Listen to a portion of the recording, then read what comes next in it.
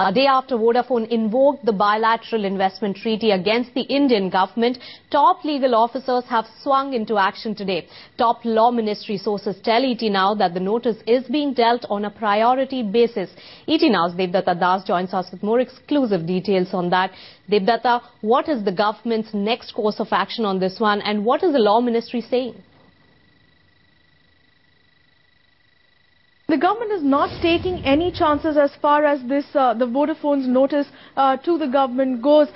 What they are saying is that there will be a high-level meeting that the Law Minister Salman Khurshid himself is going to hold with his top legal experts, which will include the Attorney General, as soon as tomorrow. In fact, from what we learned from our Law Ministry sources, the bilateral investment protection and promotion agreement that has been invoked by Vodafone in its notice does not mention anywhere that member countries cannot make domestic laws as per their own requirements. In fact, the BIPA only mentions that there should be equality and no discrimination, and as far as law ministry sources go, that the government is not being discriminatory when it proposes the retrospective amendments to the tax norms. They are just merely saying that there are certain legislations and there are certain norms that need to be put in to protect the country's tax legislation and the tax structure, and that's all that they are doing. In fact, sources also say that there have been several times when the Supreme Court itself has upheld